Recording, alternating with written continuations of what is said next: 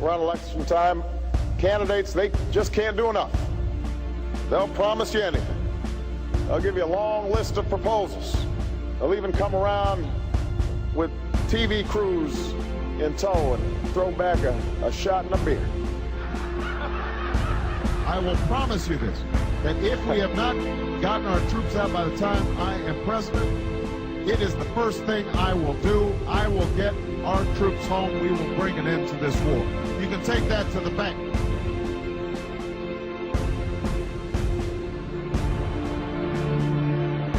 There are a number of different things that you could do early pertaining to executive orders. One of them is to shut down Guantanamo Bay. Another is to change interrogation methods that are used by U.S. troops. Are those things that you plan to take early action on? Yes.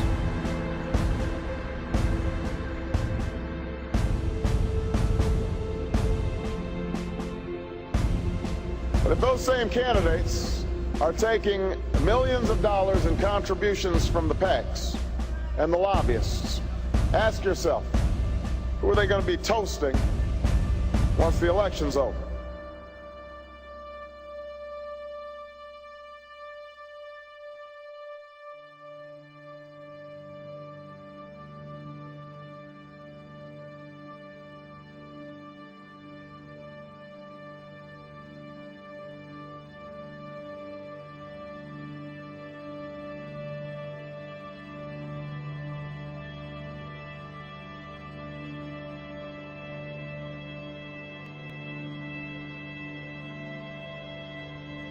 You offer no change. You have the same foreign policy. You want more troops in Afghanistan. You're not talking about only going to war with a declaration.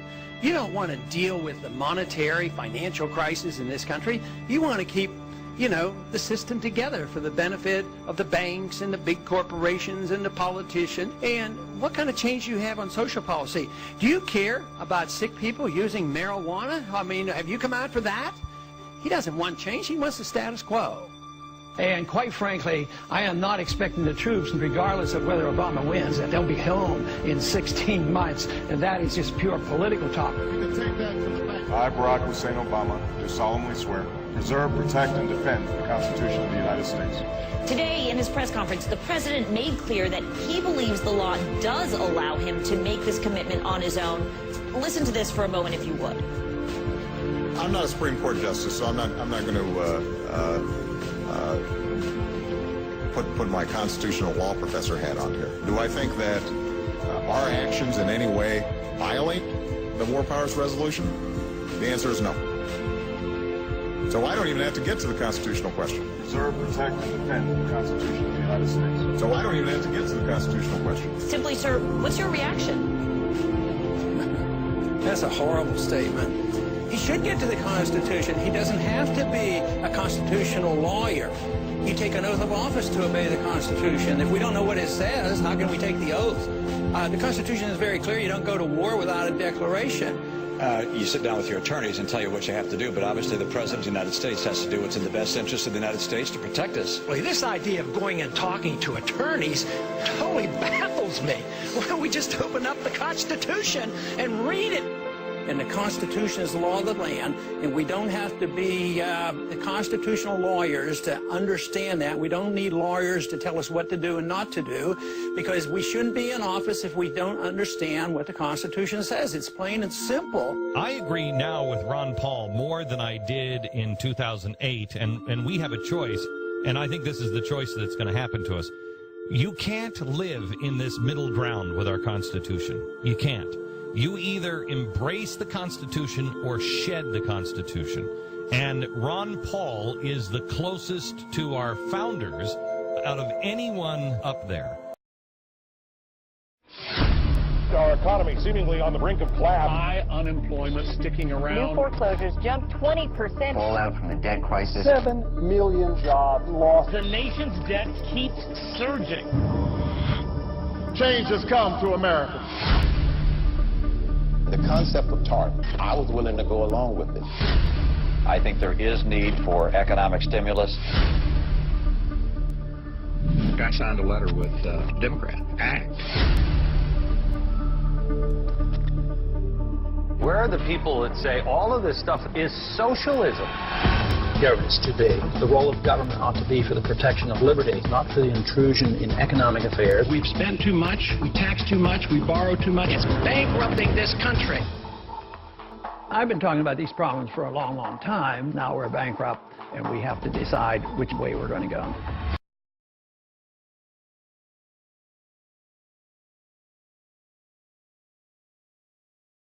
Imagine for a moment that somewhere in the middle of Texas there was a large foreign military base, say Chinese or Russian. Imagine that thousands of armed foreign troops were constantly patrolling American streets in military vehicles. Imagine they were here under the auspices of keeping us safe, or promoting democracy, or protecting their strategic interests. Imagine that they operated outside of U.S. law and that the Constitution did not apply to them. Imagine that every now and then they made mistakes or acted on bad information and accidentally killed or terrorized innocent Americans, including women and children, most of the time with little or no repercussions or consequences. Imagine that they set up checkpoints on our soil and routinely searched and ransacked entire neighborhoods of homes. Imagine if Americans were fearful of these foreign troops and overwhelmingly thought America would be better off without their presence. Imagine if some Americans were so angry about them being in Texas that they actually joined together to fight them off in defense of our soil and sovereignty because leadership in government refused or were unable to do so. Imagine that those Americans were labeled terrorists or insurgents for their defensive actions and routinely killed or captured or tortured by the foreign troops on our land. Imagine that the occupiers' attitude was that if they just killed enough Americans, the resistance would stop. But instead, for every American killed, 10 more would take up arms against them, resulting in perpetual bloodshed. Imagine if most of the citizens of the foreign land also wanted these troops to return home. Imagine if they elected a leader who promised to bring them home and put an end to this horror. Imagine if that leader changed his mind once he took office.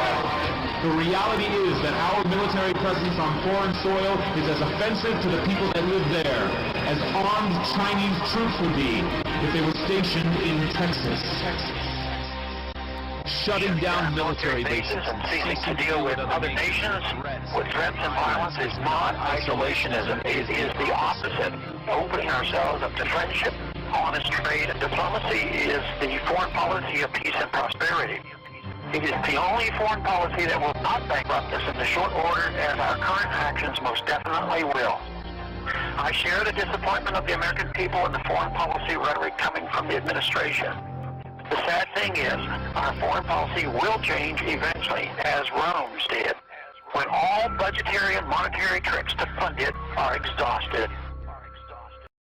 Madam Speaker, I have a few questions for my colleagues. What if our foreign policy of the past century is deeply flawed and has not served our national security interests? What if we wake up one day and realize that the terrorist threat is a predictable consequence of our meddling in the affairs of others and has nothing to do with us being free and prosperous? What if propping up repressive regimes in the Middle East endangers both the United States and Israel? What if occupying countries like Iraq and Afghanistan and bombing Pakistan is directly related to the hatred directed toward us? What if someday it dawns on us that losing over 5,000 American military personnel in the Middle East since 9/11 is not a fair trade-off for the loss of nearly 3,000 American citizens, no matter how many Iraqi, Pakistani, and Afghan people are killed or displaced? What if we finally decide that torture, even if called enhanced interrogation technique, is self-destructive and produces no useful information, and that contracting it out to a third world nation is just as evil? What if it is finally realized that war and military spending is always destructive to the economy? What if all wartime spending is paid for through the deceitful and evil process of inflating and borrowing? What if we finally see that wartime conditions always undermine personal liberty? What if conservatives who preach small government wake up and realize that our interventionist foreign policy provides the greatest incentive to expand the government? What if conservatives understood once again that their only logical position is to reject military intervention and managing an empire throughout the world? What if the American people woke up and understood that the official reasons for going to war are almost always based on lies and promoted by war propaganda in order to serve special interests? What if we as a nation came to realize that the quest for empire eventually destroys all great nations? What if Obama has no intention of leaving Iraq? What if a military draft is being planned for the wars that will spread if our foreign policy is not changed? What if the American people learn the truth, that our foreign policy has nothing to do with national security, that it never changes from one administration to the next? What if war and preparation for war is a racket serving the special interests? What if President Obama is completely wrong about Afghanistan and it turns out worse than Iraq and Vietnam put together?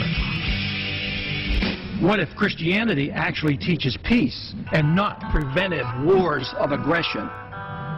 What if diplomacy is found to be superior to bombs and bribes in protecting America? What happens if my concerns are completely unfounded? Nothing. But what happens if my concerns are justified and ignored? Nothing good. And I yield back the balance of my time. The one thing Donald Trump has ever been right about is that he's unelectable. We are in the business of kicking candidates out of the race. This Ron Paul is going to destroy this party. Paul's doing very well out in Iowa, and I don't think that's going to thrill a lot of the Republican establishment. Right now, live, right next to the bus behind us, Ron Paul is speaking, and 7 of the candidates are here today. We have live pictures of Ron Paul, but you know what? We're talking about Sarah Palin, and we're talking about Rick Perry, the two people not in the race yet, Drew. And guess what, Paul? If you get video of Sarah Palin or get a soundbite from her, bring that back to us. You can hold the Ron Paul stuff. We have a top tier. It is Mitt Romney, Rick Perry, and Michelle Bachmann. We have a new top tier, and it's Perry, Mitt Romney, and Bachmann. There's now a top tier in this race, at least for now, of Romney, Perry, and Bachmann. I mean, I think that's fair to say. Really fair to say? You're not forgetting, I don't know, anyone, say an ideologically consistent 12-term congressman who came within less than 200 votes of winning the straw poll? Isn't anyone going to give that gentleman a little love? There's a top tier now of Bachmann and Perry and Romney, and, you know, we haven't mentioned, and we should. Thank you. We haven't mentioned, and we should, Rick Santorum, who did really surprisingly well for the amount of money and resources he had. Rick Santorum? He didn't get half of what Ron Paul got. He lost to the guy who lost so bad he dropped out of the race. Santorum? We're looking at Mitt Romney, who continues to be the front runner, but we have Rick Perry as well, and now Michelle Bachmann. Let's not count out John Huntsman, though. What? John Huntsman? Huntsman got 69 votes. This pretending Ron Paul doesn't exist for some reason has been going on for weeks. A new Gallup survey showing Rick Perry running second to Mitt Romney, knocking down Iowa favorite Michelle Bachmann to fourth. Behind who? Fourth behind who? How did Libertarian Ron Paul become the 13th floor in a hotel? Why? What's wrong with... He is Tea Party patient zero. All that small government grassroots business, he planted that grass. These other folks, they're just moral majorities in a tri-cornered hat. Ron Paul's the real deal, and Fox News should love this guy. Here's what you're tweeting me at Jerry Willis FBN. The only real candidate is Ron Paul. Come on, Jerry, you know this by now. Everyone else is for endless wars and big government. And Frank writes, he is not getting the attention he should. However, I do not think he will be the last one standing. And Jim says this, I believe he is. His plans for our government are basic, simple, and easy to implement. No story there for the media. Question tonight, is Ron Paul being ignored by the media? Log on to jerrywillis.com. Take the poll on the right-hand side of your screen. I'll share the results at the end of tonight's show. Earlier this hour, we debated whether presidential candidate Ron Paul is getting enough attention. He basically tied with Michelle Bachmann in this weekend's straw poll, but she got all the news coverage. Not to mention his Texas colleague Rick Perry stealing all the headlines. So we asked on JerryWillis.com, is Ron Paul being ignored by the media? 97% of you said yes, he is. 3% said no. And listen to this. We had voters from 26 different countries voting in that poll. Years have finally caught up with the candidate. Paul's message hasn't changed, but the urgency of what he's saying has increased dramatically. And it seems like this time more people may be listening. He came within an eyelash of finishing first in the Iowa straw poll, less than 200 votes behind Michelle Bachmann out of nearly 17,000 votes cast. Again, a fact that was largely overlooked by the mainstream media. Michelle Bachmann has no chance of being the next president of the United States. Maybe Ron Paul should be. Here's the question. Is Ron Paul the only grown-up running for president on the Republican side? Jarrett writes, yes. The real question is, are Americans ready to put on their big boy pants and accept some of the truths Ron Paul has been telling us for decades?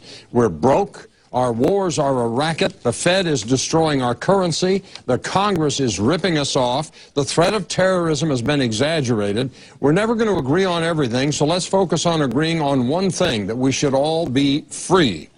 And he writes, the only grown-up, I don't know. What I do know is he gets little or no media coverage even after he practically tied Michelle Bachmann in the Ames straw poll, and that's her home turf.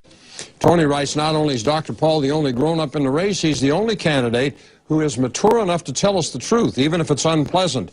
After listening to him, I'm reminded that there are still good leaders out there who actually want us to be free and live in peace. Refreshing to hear an honest, unscripted, heartfelt candidate who speaks passionately and truthfully about the issues that matter to us all. Tommy writes from North Carolina on Facebook, Ron Paul is not the only adult in the Republican race, just the only honest one. And Tony in Topeka writes, he might not be the only adult, but I can't think of another. By the way, Jack, I think the real question should be, why is the media not covering Congressman Paul? Jon Stewart did an amazing piece on his Daily Show last night. Sometimes I wonder whose side the media is on.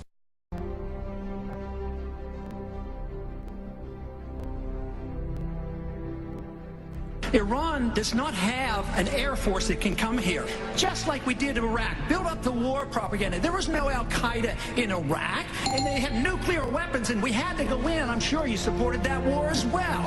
Okay. It's time we quit this. It's time. It's trillions of dollars we're spending on these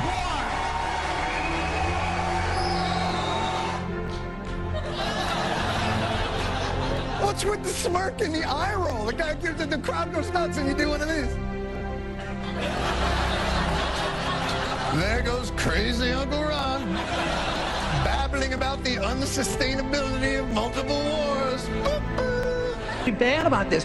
And people, where countries that you put sanctions on, you are more likely to fight them. I say a policy of peace is free trade, stay out of the internal business, don't get involved in these wars, and just bring our troops home.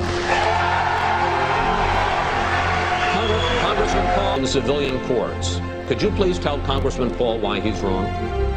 Well, because simply terrorists who commit acts against United States citizens, people who are from foreign countries who do that, do not have any right on under our Constitution to Miranda rights. We've also seen that Guantanamo Bay has yielded significant information. In fact, we've learned that that led to the capture and the killing of bin Laden. This is a tool that we need to have in order to be able to prosecute the new type of war, the new type of warfare, and the new type of terrorists that this country is dealing with. Seconds, Congressman Paul. Well, I think she turns our rule of law on its head.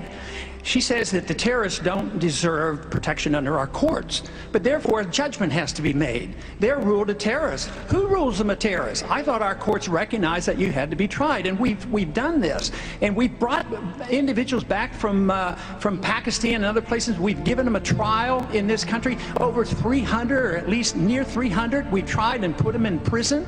So this idea that we have to turn on its head and reject the rule of law, we already are at the point where this administration, please let me finish. I have to say, this administration this administration already has accepted the principle that when you assume somebody is a terrorist, they can be targeted for assassination, even American citizens. That affects all of us eventually. You don't want to translate our rule of law into a rule of mob rule. Senator Santorum. Our country has defaulted 3 different times. They promised at one time during the Civil War to pay in gold. They refused to. In the 30s, they promised to pay in gold. They refused to. And then in 1971, they promised to pay foreigners in gold. We defaulted, and we stuck it to them. So once again, we're going to default. We're defaulting every single day. That's what your prices are doing. Prices go up, they're defaulting on your money. So we need to look at the Federal Reserve System.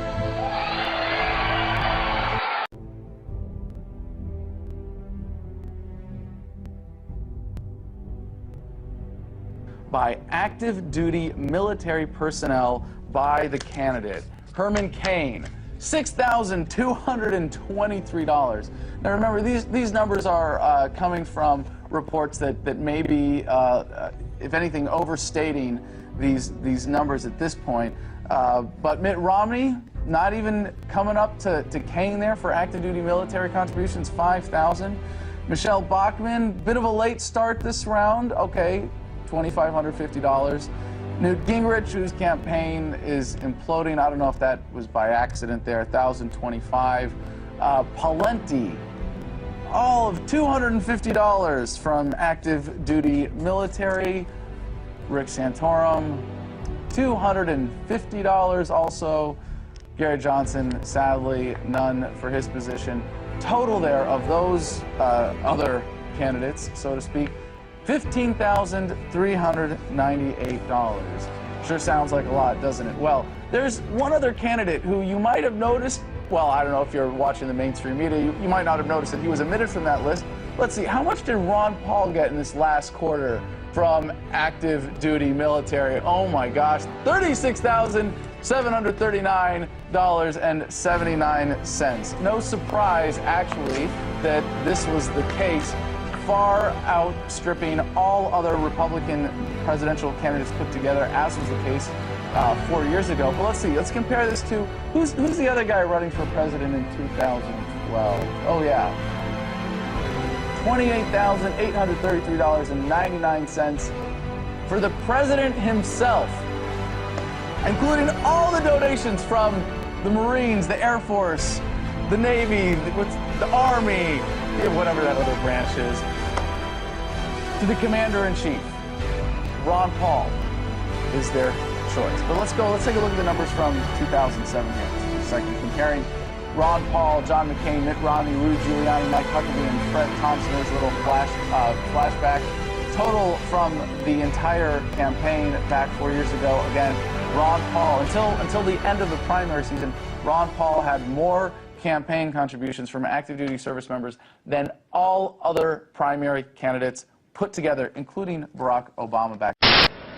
If I had to be a betting woman and I had to be idealistic, I'd really like to see Ron Paul get the nomination for the Republican Party. Whoa! I really think he's a sound traditional conservative. Yeah, it's a surprising come of things, and I really think he really sticks to the Constitution and really stands for what conservatives believe in. Okay. Republican Congressman Ron Paul would get the nomination. The name Ron Paul is the most searched term on the blogging website Technorati. His campaign website gets more hits by far than any other Republican candidate, and he has more friends than any other Republican candidate on the social networking website MySpace. In the real world, another thing, he is stuck firmly among the lesser-known candidates. Welcome, Congressman. And Congressman, according to my calculation or my rough notes, we didn't hear from you you didn't get a question until 9:35. Do you think you're being treated fairly by the debates? Cell phone connection. Well, it will be because of conspiracy if he doesn't do well. Well, I don't know what it's going to be, but I mean, Ron Paul enjoys the support of the military. I mean, the common rank and file military, he has the most donations to his campaign. And where do you get that? And that's to me. Where do you get that fact? Where did you find that? The same way you get facts. I know what I read.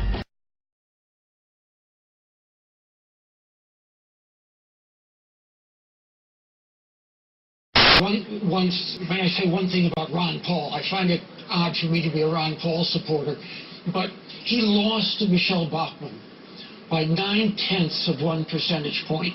in a straw poll that isn't supposed to pick winners, but is supposed to tell us which way the wind is blowing, that's as good as a win. So we had a tie for first. But where is he on the morning shows this morning? Where are all the stories analyzing what it means that Ron Paul essentially tied for first place at Ames? You sound like a pro forma 1930s isolationist. No, I'm not an isolationist. I am a non-interventionist because the founders of this country that I listened to carefully were very much, they were not protectionists at all. They were free traders. They wanted trade and travel and friendship. In fact, that's your point. You say you're the true Republican when it comes to...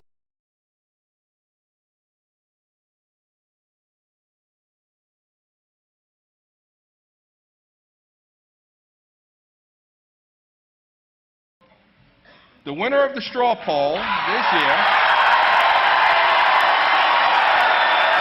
Congressman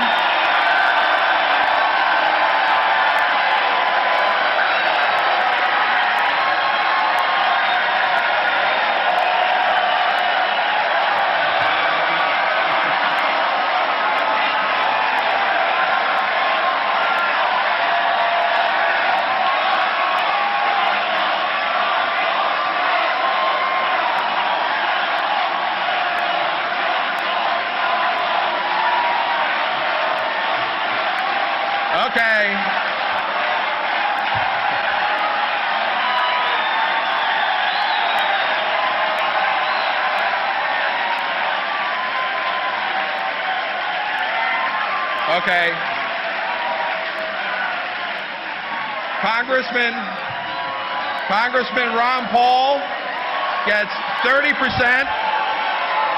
Former Massachusetts Governor Mitt Romney, gets 23%. And as you can see, there are a number of candidates who got 6, 5, 4, 3, several of them very prominent.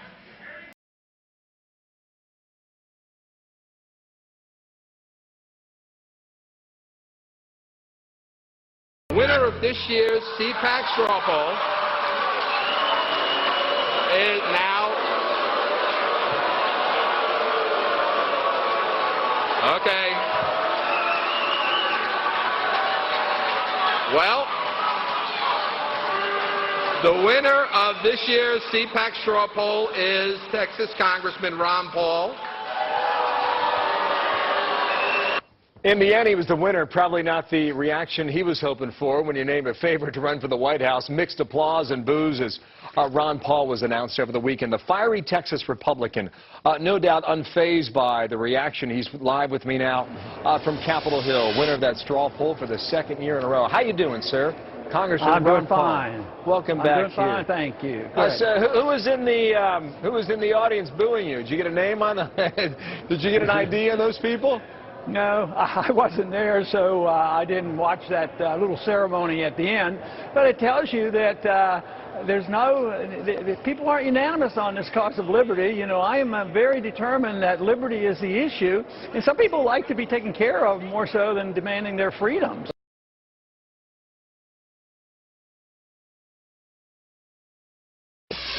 During a live introduction to Congressman Ron Paul on Tuesday, America's Newsroom incorrectly aired a clip. It was clearly a mistake. We used the wrong videotape. You've seen this with the online polls, where Ron Paul starts winning, so they pull him off the poll. That's probably happened 6, 7, 8 times I know of, in Yahoo polls and other major polls. When I went to the YouTube page, I started watching the Dr. Paul video, and while I was doing that, I was looking at his statistics. Now, I've got many videos up on there, so I've watched statistics for over a year now. And that's when I began to see that something wasn't quite right here. I began to smell a rat. I mean, look at this. It had been rated by 1,596 people, 1,245 left comments, favorited 652 times, and the number of views was only 213? How is that possible? The answer is it's not. And I thought, well, let's give YouTube a little break here, give them a chance to straighten things out. So I went to bed and got up 8 hours later, and 8 hours later, the numbers had gone up. It had been rated by 4,229 people, 3,446 left comments, favorited 1,798 times, but the number of views was still only 213. 16 hours later, I went back and checked it out, and Ron Paul's video had gone up again. 6,326 ratings, 6,163 comments, favorited 2,763 times, and the number of views was still locked in at 213. What's wrong with this picture? Is Ron Paul's video being kept off the front page? Well, 37 hours later, I went back and checked it out again, and the numbers had jumped up. Ratings, 8,580, 10,851 people left comments, favorited 3,583 times, and the number of views was up to 301,452. Suddenly, it had a huge jump. How could that have happened, YouTube? Unless you did it on purpose. I mean, look at this. The views suddenly jumped from 213 to 301,452. There was only one reason this could happen, and that's YouTube wanted to keep Ron Paul's video off the front page. I thought, well, I wonder if they've got it on there now. And, look, suddenly he's number 2 on the most viewed page of all people looking at all the videos that day. Only a pretty girl beat him on that one. And when it came to news and politics, most viewed today page, Ron Paul was number 1.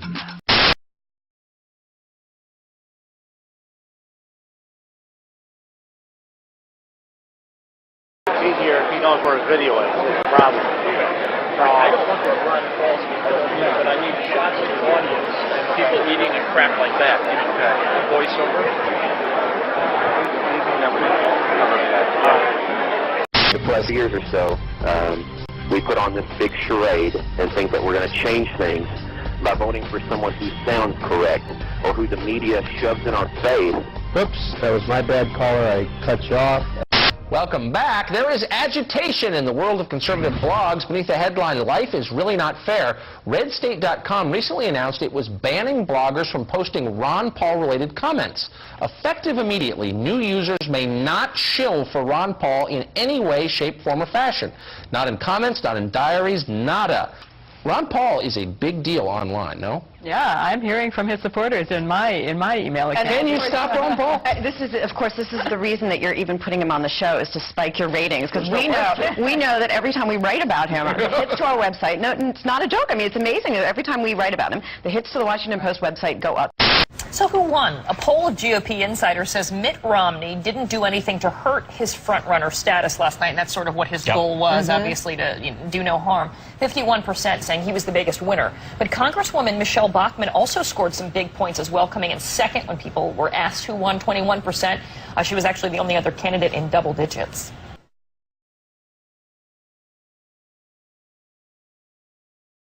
With CNN's put up just some videotape that's completely misleading and say it's one thing when it's really something else.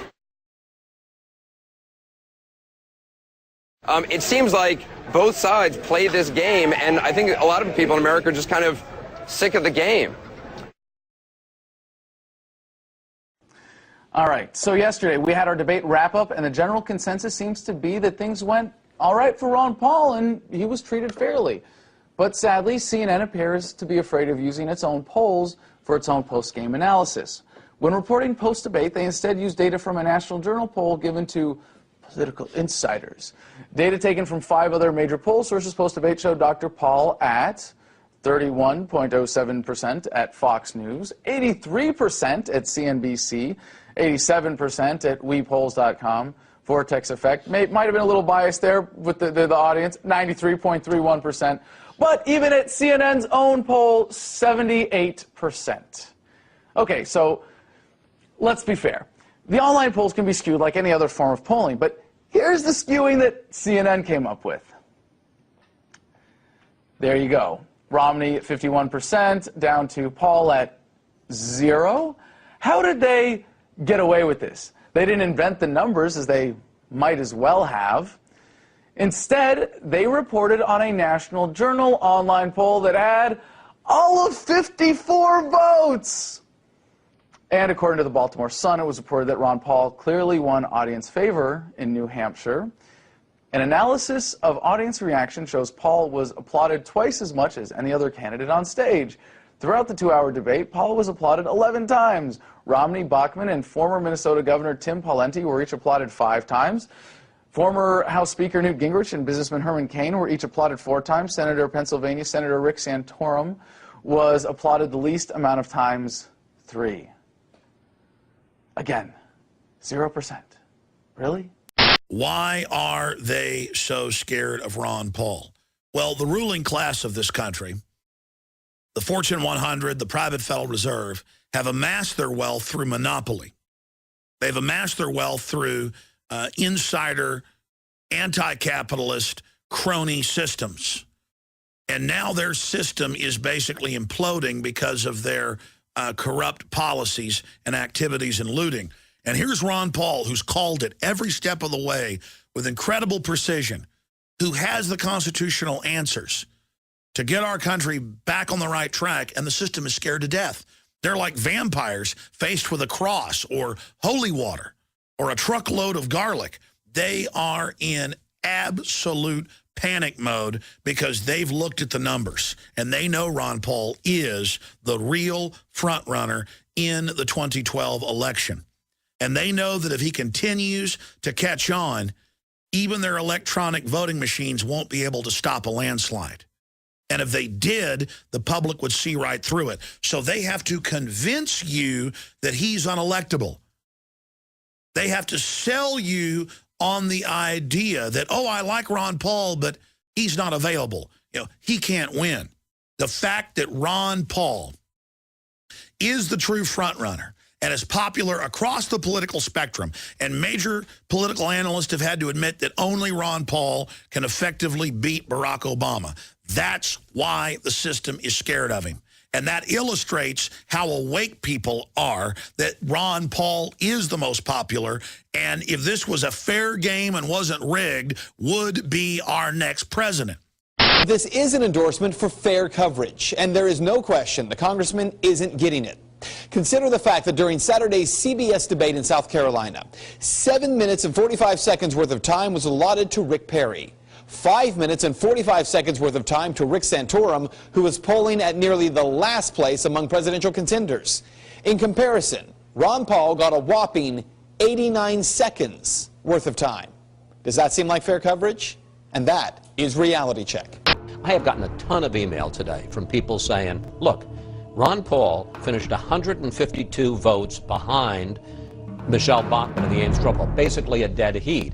Why aren't we giving him his due?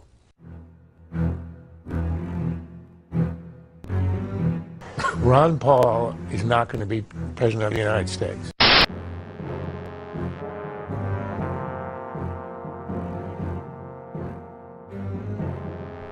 If our views, keep growing in popularity as they are, it's a real threat to the establishment. So the establishment is well protected in many of those individuals that control the 5 major networks.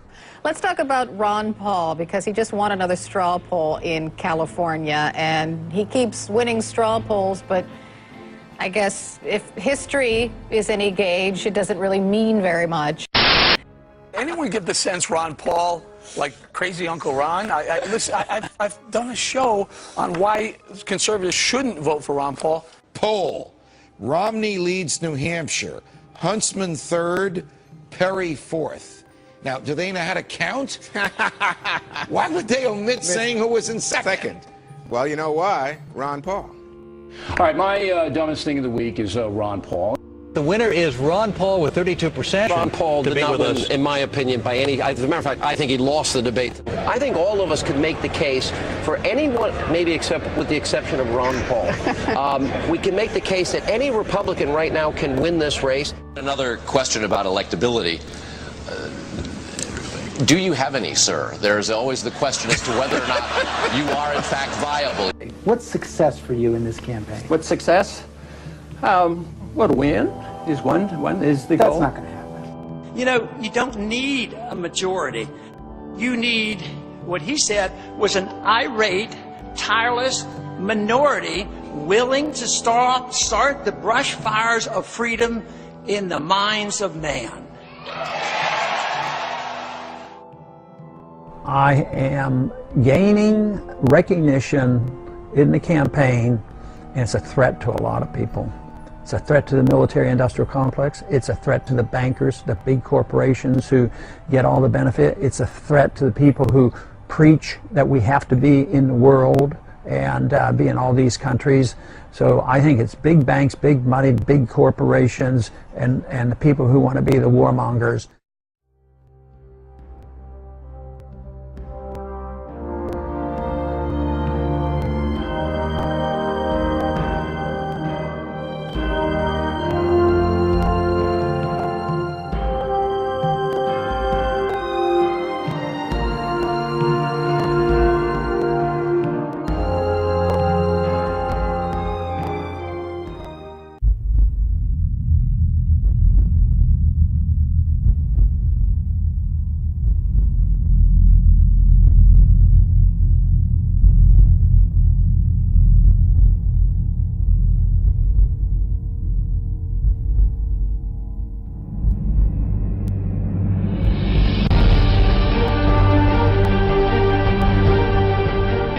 Heart and in his head, in his character and in his intellect, in what he has done and in what he will become.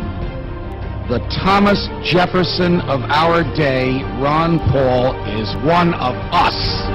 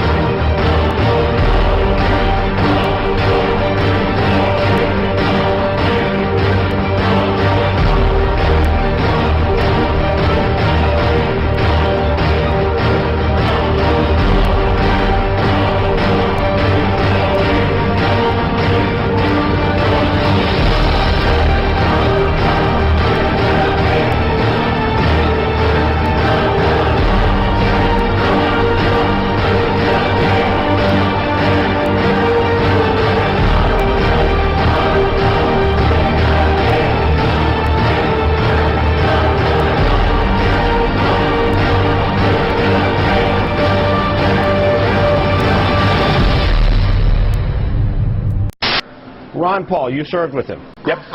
Tell me what the guy's like, because I want to tell you, if you mess with Ron Paul on television or online, you are going to feel the wrath of some serious followers. We've been dealing with this the last few weeks at CNBC. We did an online poll after the debate of who won the debate. Ron Paul dominated the debate, and some of my colleagues at CNBC thought that there was something wrong with that. They took the poll down.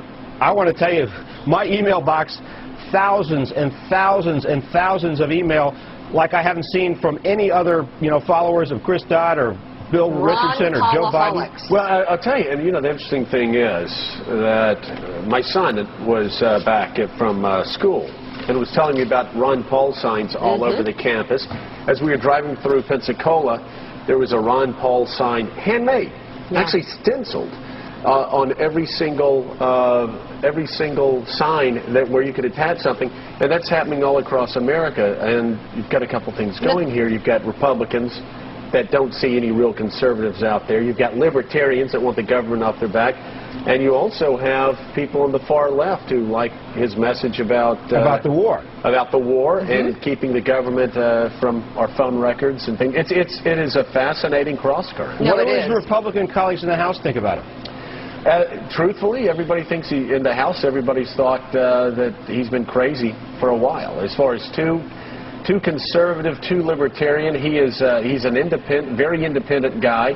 He doesn't play by the rules, and so he's always sort of been off by himself in the Republican caucus, going back to 1996 when he came in, and he was in before. But then again, he ran as a libertarian against the Republican Party. I suspect he may run as an independent again this year if he doesn't win, which would be really bad news for the Republicans. Well, there's something to him, though, because he's got this really fervent following, and I think it was in the style section of the Washington Post yesterday about his fundraising, which, I mean, he's actually been able to raise some money. He raised as much as John McCain in the third quarter. Yeah, and you know, John, when you hear him talk, he's an extremely impressive man. When I said Republicans thought he was crazy, he's an extremely impressive man. He's brilliant. He practices what he preaches. He didn't let his children take student loans out from the federal government.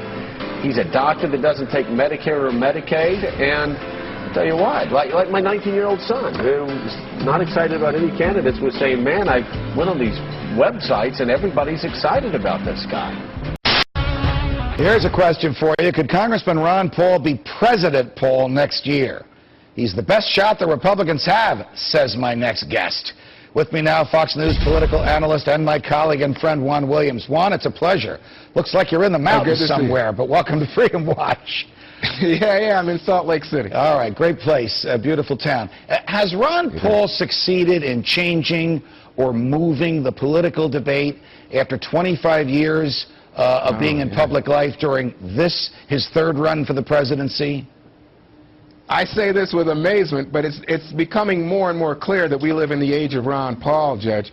I mean, you stop and think about it. Who's the father of the Tea Party? It's Ron Paul.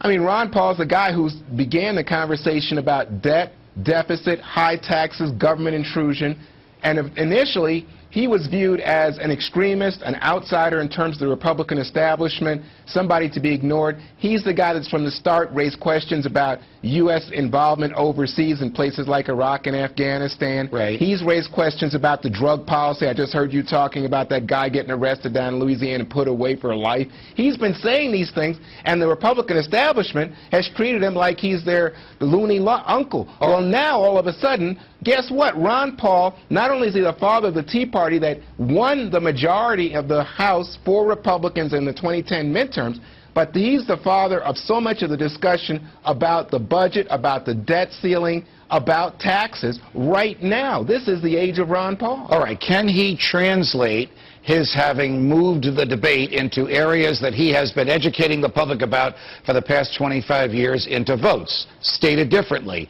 were you surprised to see that CNN poll 2 days after the Republican debate that showed him having the best shot of all the Republicans, not just those at the debate where you were one of the questioners, but of all the Republicans against President Obama? I was stunned. Again, to me, it's like a revelation, and it's just becoming clearer and clearer about this thing. I keep saying age of Ron Paul. The question is, do the big money people start to give some credibility to someone like Ron Paul when they see the CNN poll and see that he actually is outperforming the Palentis, outperforming the Gingriches, outperforming the Romneys, the Mitch Daniels? That's the question, and I don't know the answer to that yet. But if, in terms of moving the argument, moving the conversation on not only drugs but Afghanistan, personal liberty, the debt, that's all Ron Paul. Well, in the interest of full disclosure, I'm a senior advisor to Ron Paul, and a lot of people they saw Winston Churchill. He was a pariah in his own party, to both parties. He often voted alone in Parliament, and he was ridiculed by the press, but he was right.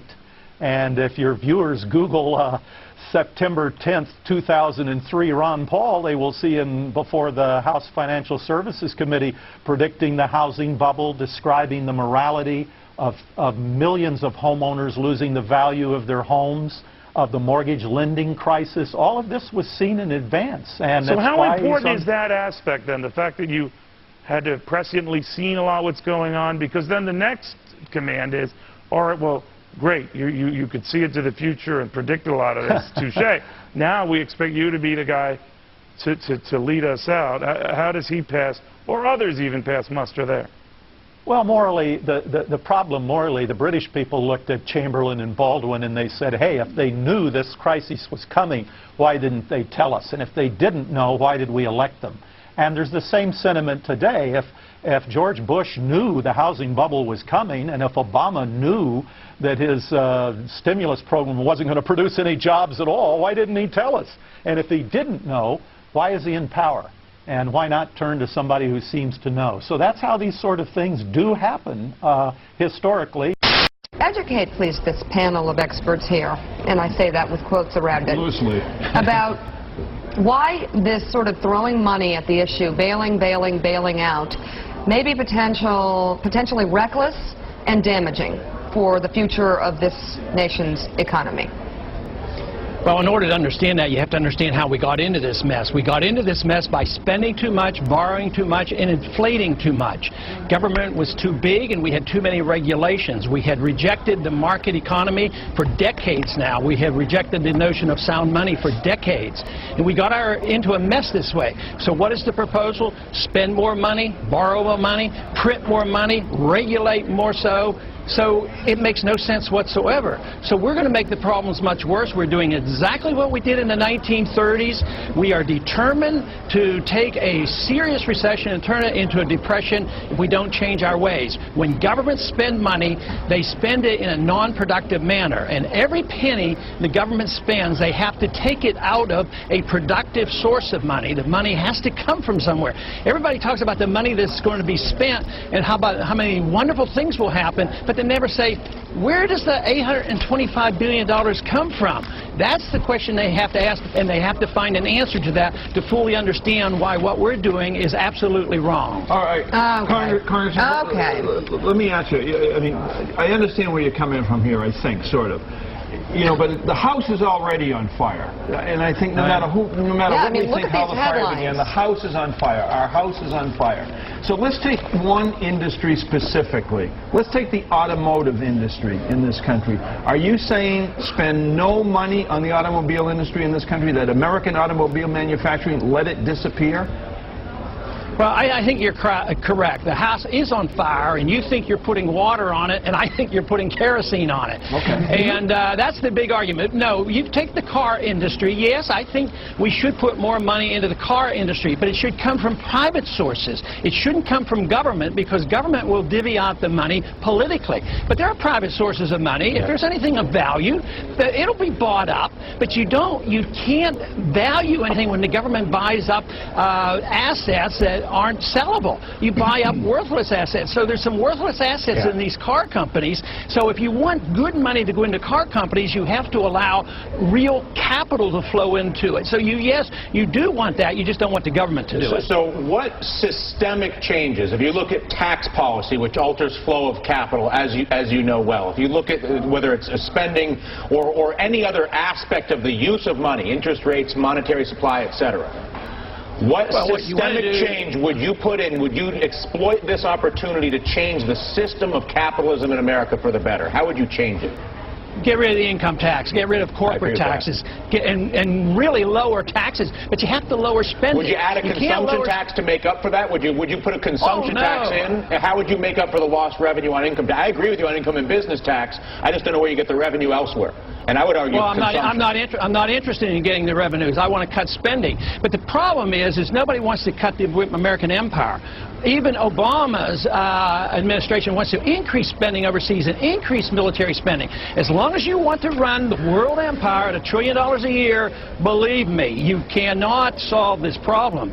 And that is where the crux of the matter is. So yes, you have to cut spending along with cutting taxes. So to say, well, let's have a consumption tax, that's just transferring the penalty to new victims. But you want to get taxes down, you want to get rid of regulation. You don't want to do what we did after the Enron failure, passed Sarbanes-Oxley, by the conservative Republicans. That's the fault. It's in the thinking that we need so much government. Congressman, are you really saying that given the meltdown on Wall Street and some of the craziness that we saw at Citigroup and Merrill and other places, that there should be less regulation, not more in some cases?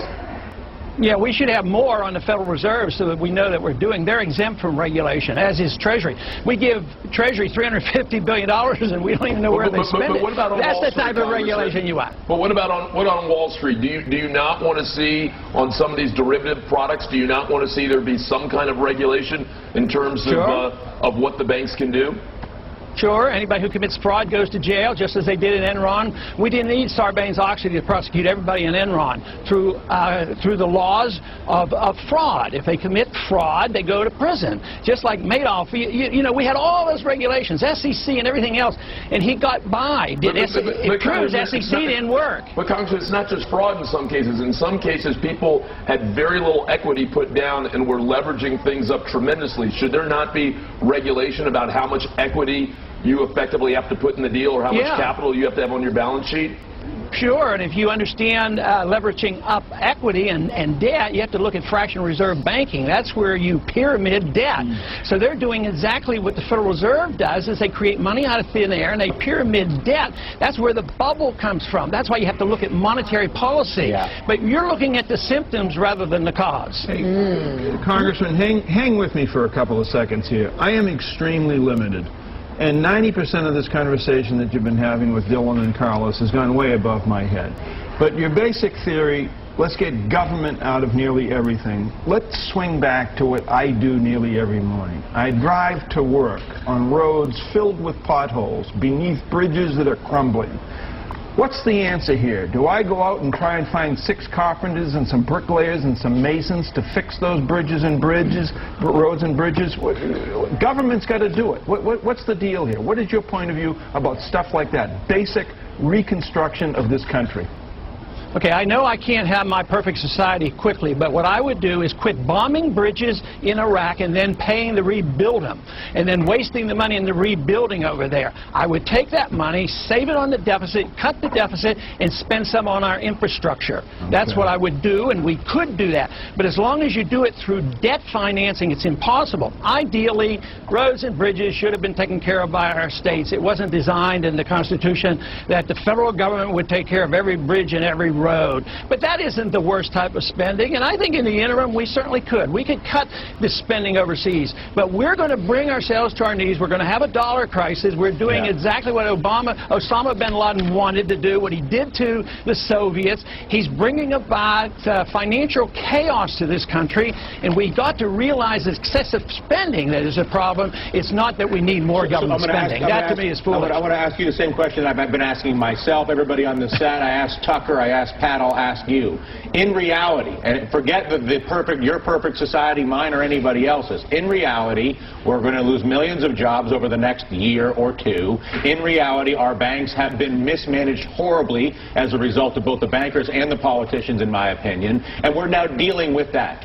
What would you do? In other words, saying what you don't think should happen has a value to a point, but in reality today, what do you think the American politicians and bankers ought to be doing? I wouldn't pretend that pouring kerosene on the fire is working. I'm sorry to interrupt you, but I want you to start it with I would. Okay, what I would do is allow the liquidation of debt to occur. You want the people to spend more money in buying up assets. You want these assets priced in the marketplace so we know what their values are. That's why that first package of but no one in the market will do that. As you know, then there's no value there. That's a good information, then there's no value. Why should you dump that on the American taxpayers? That's a strong message that if it's worthless, you don't dump it on the taxpayers. That's why our slump is getting worse. How do you get this country healthily to your perfect society, where there's limited taxes and free markets and innovation reigns supreme, and me and Willie are on the beach, getting drinks served to us from robots, but that's not where we are today. How do you get that? How do you deal with the reality of the problems of this country? Well, the reality is you have to liquidate debt and get rid of the malinvestment. If you don't do that, you can't do it.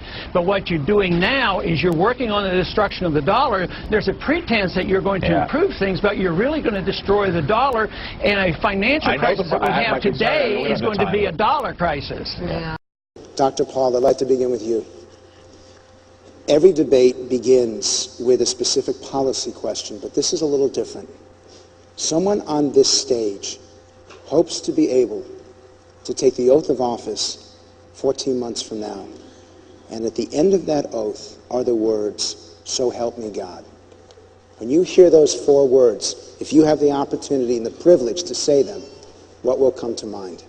Well, I think they're very important. We take those of us who have been in Congress and served in government, we take an oath frequently. We take an oath to uphold the Constitution, and that's what we do when we take an oath when we're sworn in as president. We emphasize this, but I think what that does, it emphasizes it even more so because of the significance and the importance, and it reiterates the fact that we swear to uphold the Constitution and the rule of law. And to me, this would mean that you're not only saying this, in front of a small number of people, not only in front of the nation, but before our God.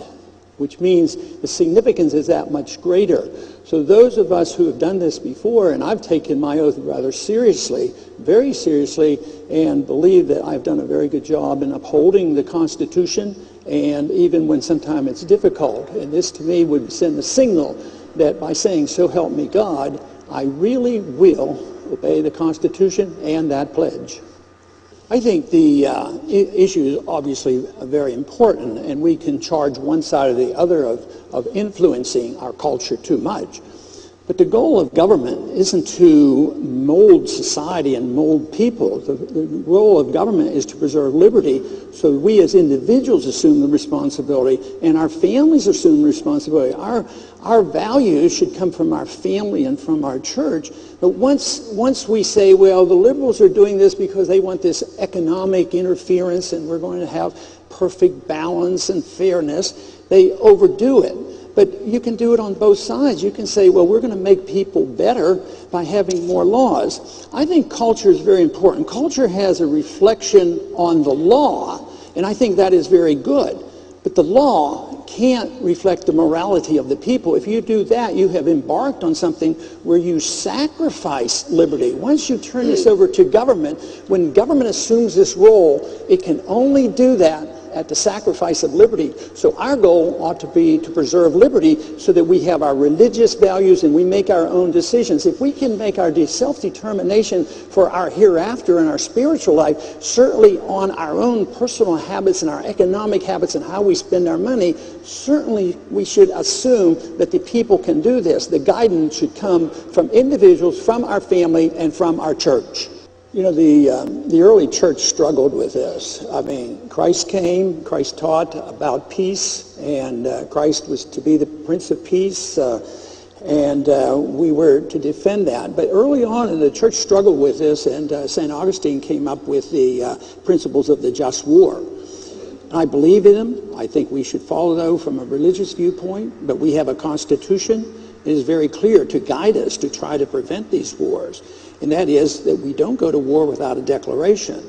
The wars that we have fought since World War II are all illegal, unconstitutional, immoral, and all were unwinnable, and it was tragic. It was tragic because we did it by failing the rule of law, and the tragedy now of these wars of the past 10 years. 10 years, and we have been so complacent. It added $4 trillion to our national debt. 8,500 Americans have been killed in these wars. 44,000 have come home wounded and crippled. Hundreds of thousands are looking for help. And we want to blind ourselves to this. And it isn't in our national defense. It was mischief. It's getting involved where we don't need to be involved. I think it is an utter tragedy of what's happening. And if you want to talk about a family life, there has to be somebody in this audience that has been the bearer of bad news, either a loved one lost or a loved one crippled. And it's on and on. I had one soldier come to me the other day, and he was so against the wars, and he spent 3 or 4 tours over there. And he says, I lost so many buddies, and I don't know why we were there, and there's no signs of progress over there. But he says, now I'm losing my buddies to suicide. The wars destroy the family, undermine the family, as does the economic climate. The bad economics and war is the 2 most destructive things to the family, and we ought to concentrate on that, and we can't concentrate on the economics unless you look at the business cycle, why we have inflation, busts and booms. Otherwise, we will continue on a downhill path. The banksters' fraud continues now. So I think we should come together and work together, and I think we can. Well, the Fed is completely out of control. It's not under any legal controls that Congress can really enforce. And right now, ultimately, they are more powerful than any emperor has ever been. It's not about Democrat, Republican. People who say it is, that's not true. This is about right or wrong, up or down. Today, I think it was a historic day because we agreed on 4 major areas. Foreign policy, get the soldiers back, stop being imperialistic. Privacy, deal with the repeal of the Patriot Act, and the third is the national debt. You know, deficits are now used for reckless government adventurism. And the fourth issue is the Federal Reserve is now a government within a government. It is totally out of control. Congress doesn't control it. It's funded by the banks, and we either have constitutional government or we don't. Because of this, well, here's the question. Is there anything left for the American people to decide? To vote for a Republican to balance a budget, and they're worse than the Democrats. That's what the people are sick and tired of. You vote for the Democrats to end the war, and they expand the war as much as the Republicans. I'll rephrase the question for Ralph. Who's the lesser of two bads right now? The lesser of two bads is not good enough for the American people. We need the best. The crisis is much bigger than what they even are talking about, because they're not talking about the real crisis, and that is the bankruptcy of the whole country and the destruction of the dollar. And when we're going to bring our troops home and change our foreign policy. I mean, this is much bigger than they think it is. A lot of people are pointing fingers. Who do you say is to blame for the situation right now? What do you want to go back to the Federal Reserve Act of 1913?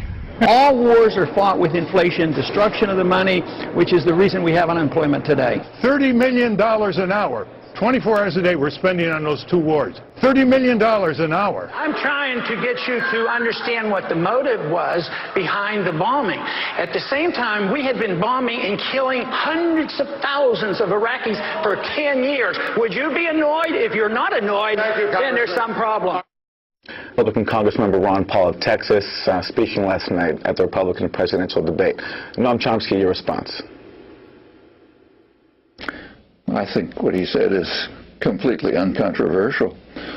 We have broken from reality, a psychotic nation, ignorance with a pretense of knowledge replacing wisdom, an epidemic of cronyism, a central bank that deliberately destroys the value of the currency in secrecy, without restraint, without nary a whimper.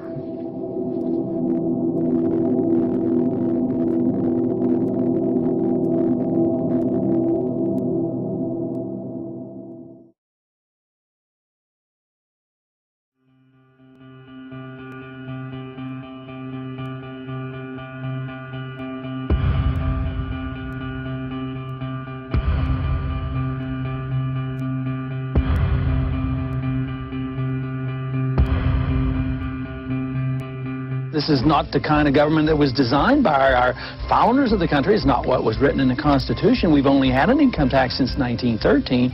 But if you want a welfare state, and if you want to police the world and pay for the defense of Japan and Germany, send foreign aid to the Soviet Union, you not only need the income tax, you need the Federal Reserve to print up the money when the deficit is accumulated. So we think the government should be much smaller. During the next decade, the American people will become poorer and less free, while they become more dependent on the government for economic security. This country is in the middle of a recession for a lot of people. Michigan knows about it. Poor people know about it. The middle class knows about it. Wall Street doesn't know about it. Washington, D.C. doesn't know about it. But it's because of the monetary system and the excessive spending. It's no joke. He is America's last true statesman, and he has actually been saying the same thing for the past 30 years about what our federal government needs to do to serve the people. That is, namely, follow the Constitution. The Federal Reserve credit created during the last 8 months has not stimulated economic growth in technology or the industrial section. But a lot of it ended up in the expanding real estate bubble. This too will burst, as all bubbles do. How could it be that you knew this on the banking committee in 2003 and nobody else did until after the collapse? I certainly think it's about the most foolish policy any government could ever follow, and it leads to the Korea Wars, the Vietnam Wars, Marines being killed in Beirut, sailors being killed in the Persian Gulf. If we want to go to war, and if we should go to war, the Congress should declare it. We don't go to war like we did in Vietnam and Korea, because the wars never end. They're building up this case just like we did in Iraq. Build up the war propaganda. There was no Al-Qaeda in Iraq, and they had nuclear weapons, and we had to go in. I'm sure you supported that war as well. Okay. It's time we quit this. It's time. It's trillions of dollars we're spending on these wars. Afghanistan, how quickly would you bring the troops quick home? as the ships could get there. It really says a lot that the politically aware people in the military, those that are paying attention and engaged in the political process, are supporting someone who advocates an immediate withdrawal.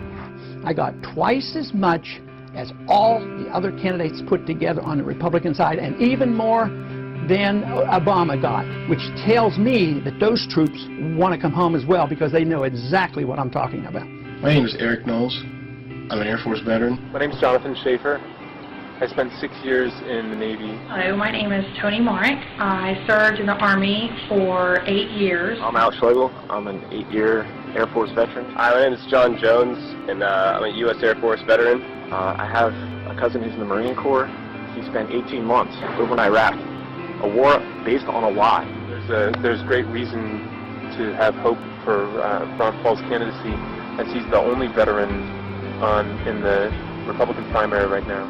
The only representative in Congress that takes his oath to the Constitution and the rule of law seriously. You sign up for the military and you sign the dotted line. You're there to defend America and the Constitution, and Ron Paul is the only person that's been doing that for a while now. I support Ron Paul because I believe he's the only candidate with the fortitude to actually stand by the Constitution. I took an oath to support and defend the Constitution, and he is the only elected representative that actually takes his oath seriously. I think he's dead on when he talks about the Federal Reserve System.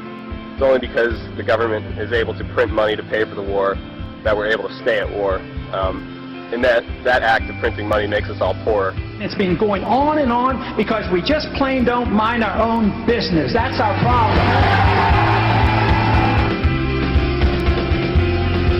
During the last campaign, I knew what was happening. You know, they mocked me for my foreign policy and they laughed at my monetary policy. No more. President Obama has 42% of voter support, and Representative Ron Paul, 41%. Wow! I see a fantastic movement at the grassroots. This man brings together people of all races, all socioeconomic backgrounds, all political affiliations, because freedom is truth, and truth is power, and we can live and be free in this country if we believe we can. What's appealing about him overall is that he is intellectually honest and that he obviously has a lot of integrity. Ron Paul is at least not a pander, he's sincere. The reason people are worked up about Ron Paul is because they sense that he's genuine, that he's not a sellout, that he's not taking money to espouse certain positions like 99% of other politicians. The one guy in the field, agree with him or don't agree with him, who doesn't go out of his way to regurgitate talking points or change what he believes to fit the audience he's in front of. You served, as you said, 20 years in Congress, but you're not going to take a congressional pension. Right. As an obstetrician, you never took Medicare or Medicaid for your patients. Never. I'm personally endorsing Ron Paul for President of the United States for 2012. Because a lot of stuff he says makes perfect sense. Mainstream is moving in the direction that I have been talking about for a long time. And everything he has said has been truth. And a lot of stuff Obama has said has been lies. I will promise you this, that if we have not gotten our troops out by the time I am president, it is the first thing I will do. I will get our troops home. We will bring an end to this war. You can take that to the bank. So does that mean you can tell us today that you will not change the 16-month timetable? I like Ron Paul. I think he's cut from a different cloth than the rest of those people who are, of course, selling their souls to the corporate interests who back them. I believe that abortion should be safe and legal in this country. I will preserve and protect a woman's right to choose, and am devoted and dedicated to honoring my word in that regard. I will be a pro-life president. He came to Austin as a Democrat, and then he ran into Karl Rove, and Karl Rove whispered in his ear, he said, look, you're a good-looking guy, your politics are kind of conservative. It was easy for him to make the switch. They represent the status quo. And this is what excites so many people now. They're sick of the status quo. Suddenly, a lot of people who love the country and haven't voted precisely because they feel like it would be an insult to the great history of this country to vote for one or the other criminal are so excited at the prospect that, wait a minute, maybe the country can be saved after all. I do think you should value people who speak from the heart and who tell the truth. And you should also value people who honor the vision of your founders and respect the most sublime constitution devised by human intelligence. We want an America full of principled people. Not people who say one thing and do something else. Say anything to get elected, but who say what they mean They mean what they say, and they live their lives by those principles. Ron Paul has been consistent for more than 30 years, and he's been absolutely right about the most important issues facing this country today, which means that when he's elected, we can trust that he'll actually do what he says he's going to do, and that what he does is actually going to work. This country is in a revolution. They're sick and tired of what they're getting, and I happen to be lucky enough to be part of it. Don't get involved in these wars. Just bring our troops home.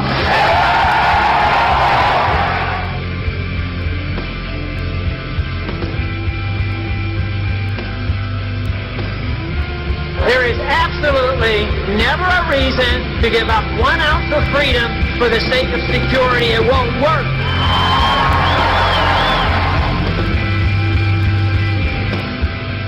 There is no authority in the Constitution authorizing a central bank, which means there should be no Federal Reserve System.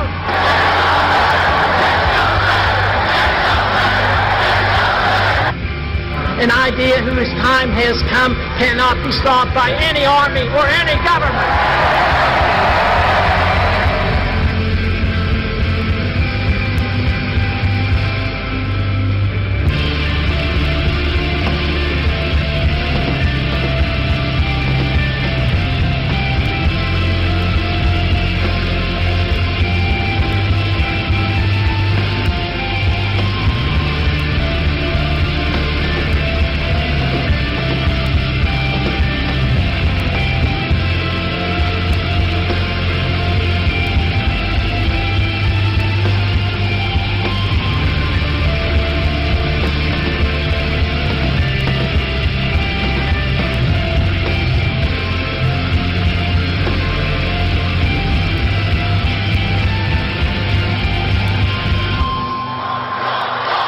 I've been in politics for 35 years. My cause has been the cause of liberty.